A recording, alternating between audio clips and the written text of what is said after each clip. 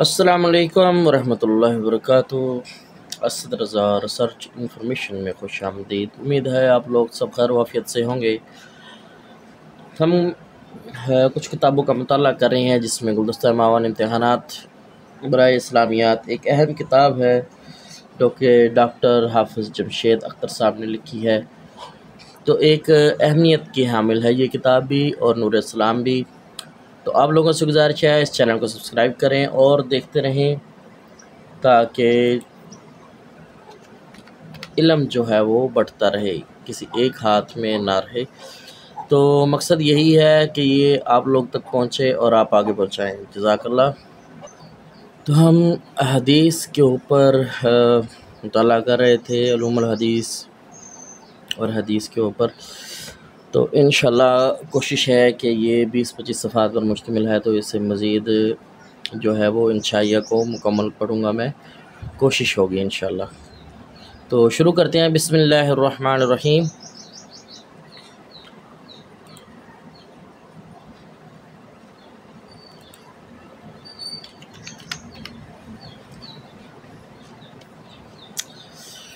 بسم اللہ الرحمن الرحیم۔ علوم حدیث کا حصہ انشائیہ ناقلین کے اعتبار سے حدیث کی اقسام ہے۔ ناقلین کے اعتبار سے حدیث کی دو اقسام ہیں۔ جو پہلی ہے وہ متواتر، دوسری احاد۔ پھر متواتر کی آگے دو قسمیں ہیں، متواتر لفظی اور متواتر معنوی۔ احاد کی 4 اقسام ہیں، مشہور، مستفیض، عزیز، غریب۔ پھر آگے غریب کی 2 اقسام ہیں، غریب مطلق اور فرد مطلق، غریب نسبی اور فرد نسبی۔ ٹھیک ہے۔ متواتر لغت، اس کا معنی لگاتار اور مسلسل ہونے کا ہے۔ اصطلاحاً متواتر وہ حدیث ہے جسے اتنے زیادہ لوگ روایت کریں کہ ان کا جھوٹ پر اتفاق کر لینا ناممکن ہو اور یہ تعداد کا وصف ہر طبقے میں ہو۔ متواتر حدیث کی اقسام: متواتر لفظی کا مطلب ہے کہ جس کے لفظ اور معنی میں متواتر ہو۔ متواتر معنوی کا مطلب ہے کہ جس حدیث کے معنی متواتر سے ثابت ہوں مگر لفظ نہیں۔ متواتر حدیث کے موضوع پر کتب: اس موضوع پر مد نظر رکھتے ہوئے علماء نے ایک ہی کتاب تحریر کی ہے جسے کتف الاظہار المتناثرہ فی الحدیث المتواترہ از حافظ جلال الدین سیوطی۔ اس کتاب میں 113 متواتر روایات موجود ہیں۔ نظم المتناثر فی الحدیث المتواتر از علامہ محمد بن جعفر قطانی۔ اس کتاب میں 310 متواتر احادیث موجود ہیں۔ دوسرا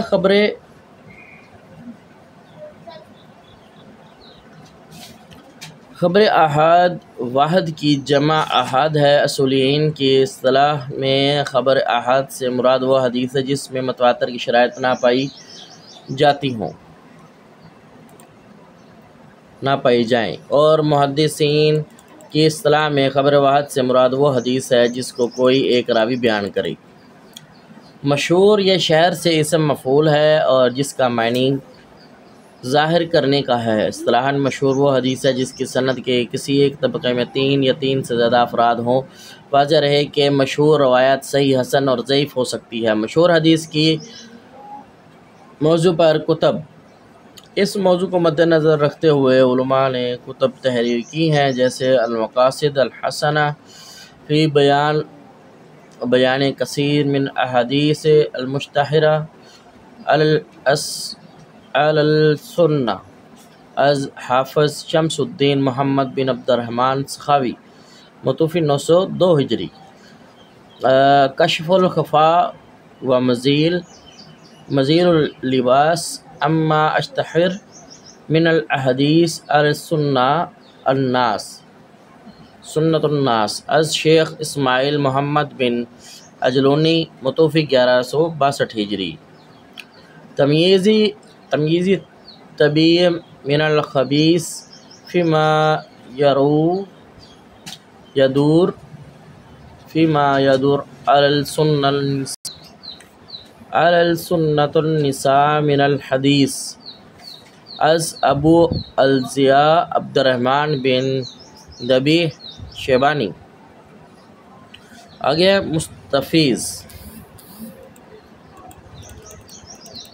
مستفیض یہ استفاض سے اسم فاعل ہے جو فاضل الماء سے مشتق ہے، فاض الماء سے مشتق ہے، جس کے معنی ہے، دوبارہ پڑھتا ہوں، مستفیض یہ استفاض سے اسم فاعل ہے جو فاض الماء سے مشتق ہے، جس کے معنی ہے کثرت سے بہنا۔ اصطلاح میں بعض کے قول حدیث مشہور ہی کا نام حدیث مستفیض ہے، اور بعض نے یہ فرق کیا ہے کہ حدیث کی جس سند کے ہر طبقے میں روات کی تعداد برابر ہو اس کو مستفیض کہتے ہیں۔ تیسرا عزیز یا عزیز سے صفت مشبہ کا صیغہ ہے اور اس کا معنی قلیل و نادر اور قوی و مضبوط ہے۔ اصطلاحاً وہ حدیث جس کے راوی سند کے تمام طبقوں میں 2 سے کم نہ ہو۔ عزیز حدیث بھی کبھی صحیح یا ضعیف ہوتی ہے، حسن یا ضعیف ہوتی ہے۔ صحیح حدیث بھی کبھی صحیح، حسن یا ضعیف ہوتی ہے، یہ تینوں ہی انہوں نے ذکر کر دیا۔ چہارم ہے غریب، یہ صفت مشبہ کا صیغہ ہے جس کا معنی اکیلا منفرد ہونا۔ اصطلاحاً وہ حدیث جس کی سند کے کسی طبقے میں ایک راوی رہ جائے اسے حدیث غریب کہتے ہیں۔ حدیث غریب کی اقسام فرد مطلق اور غریب المطلق۔ وہ حدیث جس کی سند کے اولین طبقے میں غرابت ہو، فرد نسبی، غریب نسبی۔ وہ حدیث جس میں تفرد سند کے کسی بھی طبقے میں پایا جاتا ہو۔ انہوں نے 2 حوالے بھی دیے ہیں ساتھ ساتھ۔ غریب حدیث کے موضوع پر کتب، اس موضوع کو مد نظر رکھتے ہوئے علماء نے کتب تحریر کی ہیں، جیسے غریب مالک از امام علی بن عمر متوفی 385 ہجری، الافراد از امام دارقطنی، السنن التي تفرد بها بكل سنة منها اہل بلادہ از امام سلیمان بن اشعث بن اسحاق 225 ہجری۔ مسند علیہ کے لحاظ سے حدیث کی 4 قسمیں ہیں: حدیث قدسی، حدیث مرفوع، حدیث موقوف، حدیث مقطوع۔ حدیث قدسی یہ قدس کی طرف نسبت ہے جو پاک کے معنی میں ہے، یعنی وہ حدیث جو اللہ کی ذات قدسی کی طرف منسوب ہو۔ اصطلاح میں اس سے مراد وہ حدیث ہے جو نبی اکرم صلی اللہ علیہ وسلم اللہ کی طرف منسوب کرتے ہوئے بیان کریں۔ علماء نے ان کو الگ کتب میں درج کیا ہے، مثلا اتحافات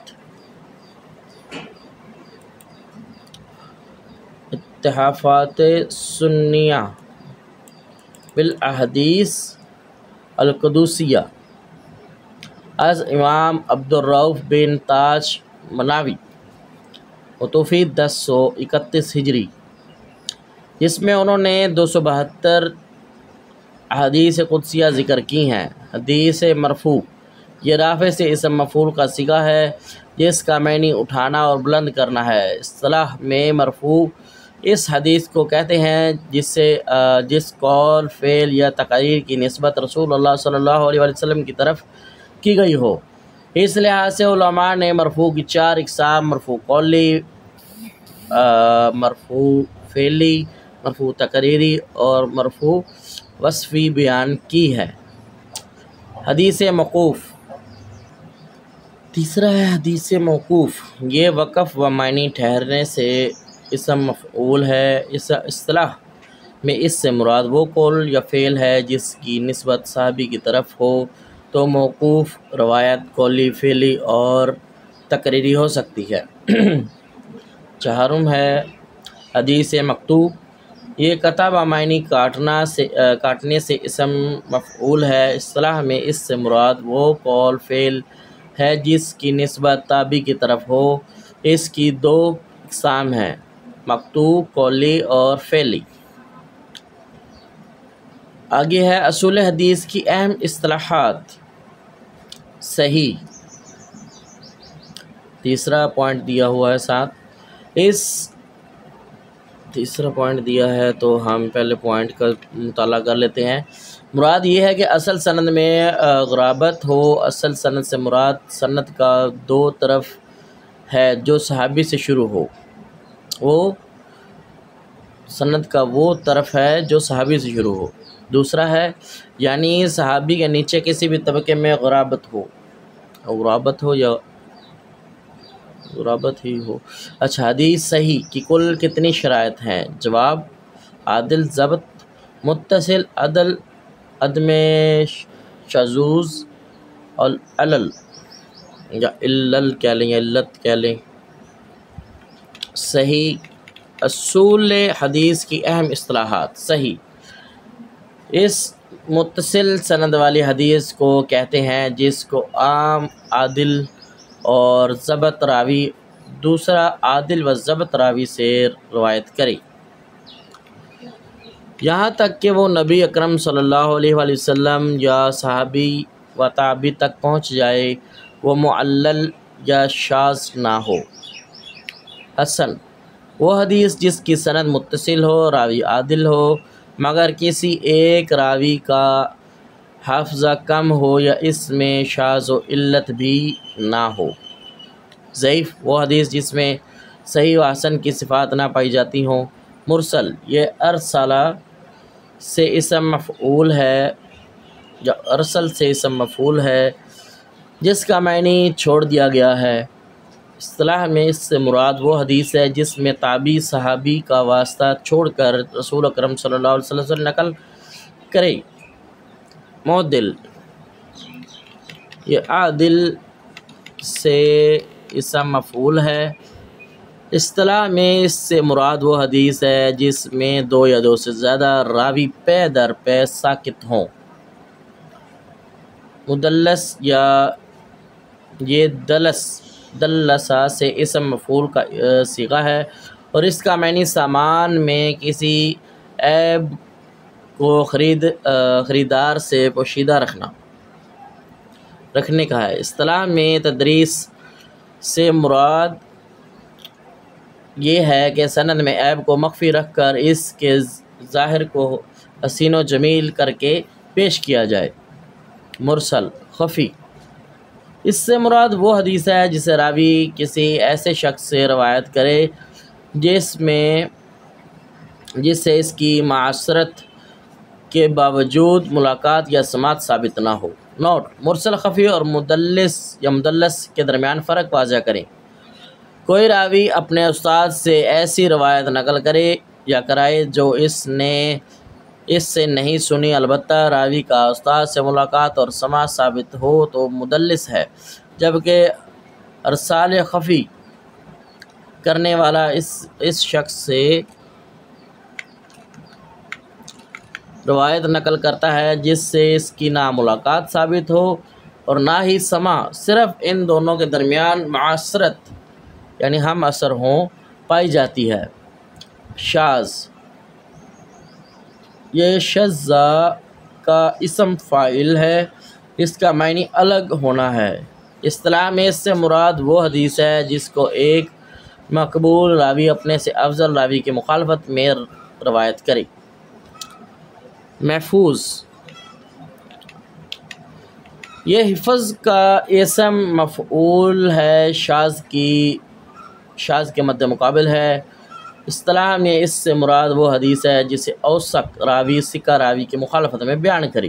نوٹ: واضح رہے کہ شاذ مردود اور غیر مقبول حدیث ہوتی ہے جبکہ محفوظ مقبول ہوتی ہے۔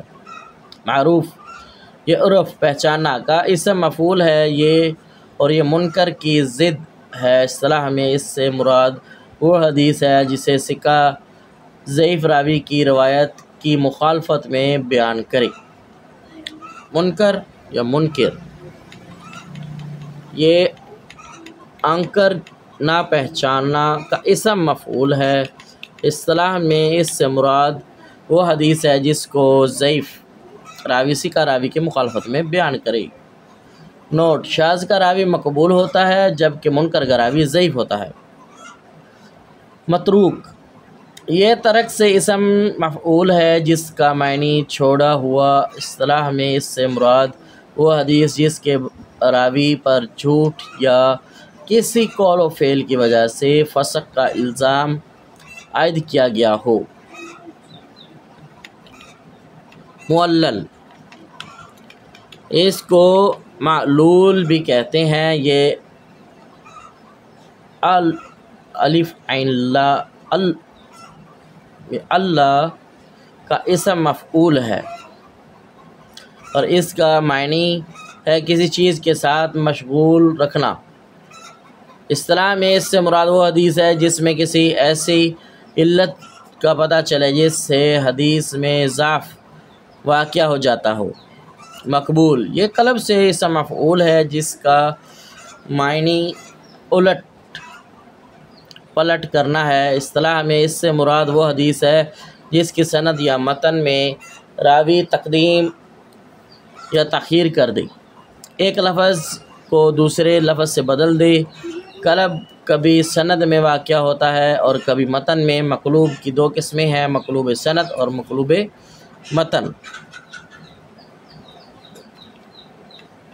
15 نمبر پہ ہے منقطع۔ یہ انقطع بمعنی ٹوٹنا، ٹوٹنے سے اسم فاعل ہے۔ اصطلاح میں اس سے مراد وہ حدیث ہے جس کی سند متصل نہ ہو اور اس میں انقطاع کسی بھی مقام پر پایا جاتا ہو۔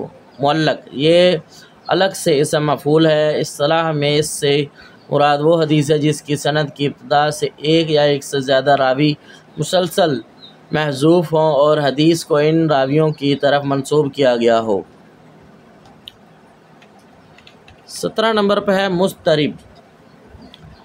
یہ اضطراب سے اسم فاعل ہے جو بے چین ہونے کے معنی سے مستعمل ہے۔ اصطلاح میں اس سے مراد وہ حدیث ہے جو ایسے مختلف طریقوں سے مروی ہو جو قوت میں مساوی اور برابر ہو، جن میں ترجیح اور جمع ممکن نہ ہو۔ مدرج، یہ ادرج سے اسم مفعول ہے جس کا معنی ہے کسی ایک چیز کو دوسری چیز کے داخل کرنا۔ اصطلاح میں اس سے مراد وہ حدیث ہے جس کی سند یا متن میں ایسی زیادتی پائی جائے جو اس کی اصل میں نہ ہو۔ اس اعتبار سے اس کی دو قسمیں ہیں، مدرج المتن اور مدرج السند۔ سند کہہ لیں۔ متصل، یہ اتصل کا اسم فاعل ہے جس کا معنی ملنے کے ہیں۔ اصطلاح میں اس حدیث کو کہتے ہیں جس کی سند شروع سے آخر تک متصل ہو، کوئی راوی چھوٹا نہ ہو، خواہ وہ حدیث مرفوع ہو یا موقوف یا مقطوع ہو۔ موضوع، وضع سے اسم مفعول کا صیغہ ہے اور موضوع اس حدیث کو کہتے ہیں جس کو گھڑ کر جھوٹے نبی کریم صلی اللہ علیہ وسلم کی طرف منسوب کر دیا جائے، یعنی کہ کوئی بھی جھوٹ گھڑ کر آپ صلی اللہ علیہ وسلم کی طرف منسوب کر دیا جائے۔ مصحف و محرف، یہ صحف سے اسم مفعول ہے جس کا معنی صحیفے میں غلطی و خطا کرنے کے ہیں۔ ابن حجر اسقلانی نقل کرتے ہیں کہ میں نے نقطوں کی تبدیلی کر کے ایک حرف یا چند حروف کو بگاڑ دیا گیا ہو مگر ظاہری صورت میں فرق نہ آیا، اسے مصحف کہتے ہیں۔ جیسے ستن یا شیئن بنا دیا گیا ہے۔ محرف حرف سے اسم مفعول ہے جس کا معنی حروف میں تبدیلی کا واضح ہونا ہے۔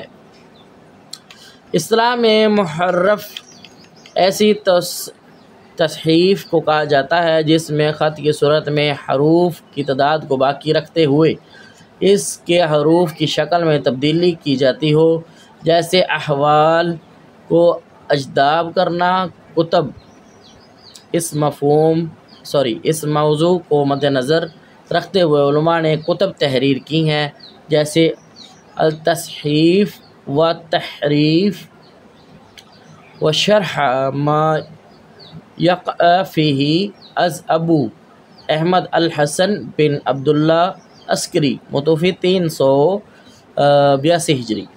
التصحیف از علی بن عمر بن احمد دارقطنی متوفی 385 ہجری۔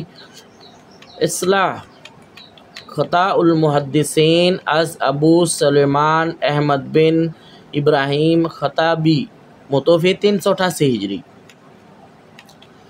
آگے ہے سند علی و ناز۔ علی اعلیٰ سے اسم مفاعل ہے اور یہ نازل کی ضد ہے۔ اصطلاح میں علی وہ سند ہے جس کے راویوں کی تعداد بنسبت دوسری سند کے کم ہو اور سند کے اتصال ہو۔ نزل کا اسم فاعل ہے جو کہ علی کی ضد ہے۔ اصطلاح میں اس سے مراد وہ حدیث ہے جس کی سند کے رواة کی تعداد بنسبت دوسری سند کے زیادہ ہوں۔ مزید فی متصل الاسانید ایسی حدیث جس کی سند میں دو راویوں کے درمیان کوئی راوی بڑھا دیا جائے حالانکہ سند اس کے بغیر ہی مکمل اور متصل ہو۔ روایت الاقران یک طرفہ روایت۔ اقران قرین کی جمع ہے جس کا معنی ساتھ اور ہم مکتب کے ہیں۔ اصطلاح میں اس سے مراد وہ روایت ہے جس کے راوی عمر اور اسناد میں متقارب ہوں اور ایک ہی طبقے کے شیوخ سے دونوں نے علم حاصل کیا ہو۔ مثلاً سلیمان تیمی کا مسعر سے روایت لینا، مگر مسعر کا سلیمان سے روایت لینا ثابت نہیں، حالانکہ دونوں ہی برابر کے ساتھی ہیں۔ اس سلسلے میں ابو شیخ بن عبداللہ اصبہانی 369 ہجری کی کتاب روایت الاقران مشہور ہے۔ آگے ہے 25 نمبر پر روایت